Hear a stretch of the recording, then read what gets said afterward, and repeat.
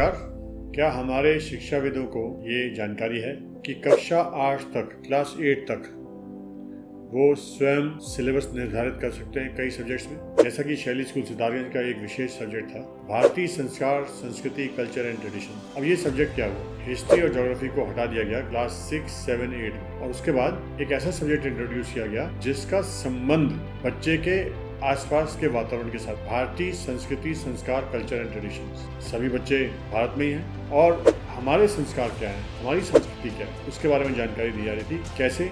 जैसे हर क्लास में सिर्फ 10 चैप्टर दिए गए थे और एक चैप्टर अगर है माता पिता के चरण क्यों छूने चाहिए, इसके पीछे का साइंस क्या है और लॉजिक क्या है, ये खोज के लाना है। दूसरा चैप्टर गौ माता को माता क्यों कहते हैं, या हो सकता है तुलसी माता को माता क्यों कहते हैं, अर्घ क्यों देते हैं, उसके चारों तरफ परिक्रमा क्यों करते हैं, दिया क्यों जगाते हैं, इसके पीछे साइंस क्या है, लॉजिक क्या है। पीपल देवता के आगे दिया क्यों जगाते हैं, जल क्यों चढ़ाते हैं, चारों तरफ धागा क्यों बांधते हैं, इसके पीछे साइंस क्या है और लॉजिक क्या है। हमारी लोकल ज्योग्राफी क्या है, लोकल ज्योग्राफी मतलब हमारे यहाँ बारिश कैसी होती है, हमारे यहाँ मिट्टी कैसी है, हमारे आसपास कौन सी खेती होती है, कौन से फल सब्जी हो सकते हैं, ये हमारी लोकल ज्योग्राफी है। इसका एक चैप्टर हो गया। आयुर्वेद की एक जड़ी बूटी के बारे में जानकारी, होम्योपैथी की एक औषधि के बारे में जानकारी, हमारे वीर कौन है जिनको हम हमारे वीर कह सकते हैं, हमारे संत कौन है उनके बारे में जानकारी। तो ऐसे 10 चैप्टर हर क्लास में बनाए गए और वो भी ऑर्गेनिक, नेचुरल, बच्चों के इंटरेस्ट के अनुसार, क्योंकि खोज भी बच्चों ने करनी है और बड़ा अच्छी तरीके से उसको प्रेजेंट करना है। एक बुक मैं आपको दिखाता हूँ, यहाँ पर एक बच्चे के द्वारा बनाई गई है। माँ बाप के पैर क्यों छूने चाहिए, इसके बारे में उसने पूरा लिखा हुआ है, पूरा साइंस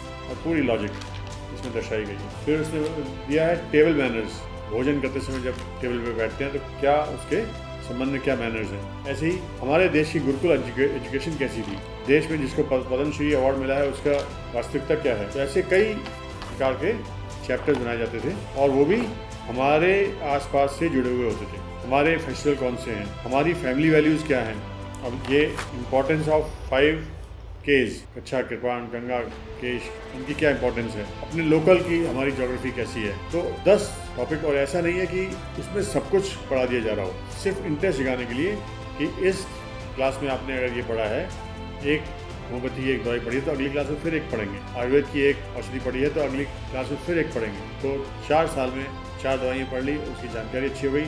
अब अगर आपको इंटरेस्ट हो तो आप आगे जाके उसके बारे में सोचेंगे कि होम्योपैथी में मुझे आगे काम करना है, या आयुर्वेद में काम करना है, या खेतीबाड़ी के संबंध में कोई काम करना है। तो ये एक प्रोग्राम को बोलते हैं भारतीय संस्कृति, संस्कार, कल्चर एंड ट्रेडिशन। हमारे संस्कार क्या है, हमारी परंपराएं क्या है, हमारी देश की, हमारे से जुड़ी हुई चीज़ें क्या हैं, इसके ऊपर ये सब्जेक्ट है और इसको बड़े आसानी से अपनाया जा सकता है। सीबीएसई बोर्ड को इससे कोई लेना देना नहीं है कि आपको कक्षा 8 तक क्या पढ़ाया जा रहा है, उसको सिर्फ क्लास 10 की रिजल्ट से मतलब है। और ये पढ़ने के बाद भी शैली स्कूल के बच्चों का रिजल्ट 100% और मार्क्स बहुत अच्छे आते थे क्लास 10 बोर्ड में। सोशल साइंस में बहुत अच्छा स्कोर करते थे, इंटरेस्ट से पढ़। Thank you.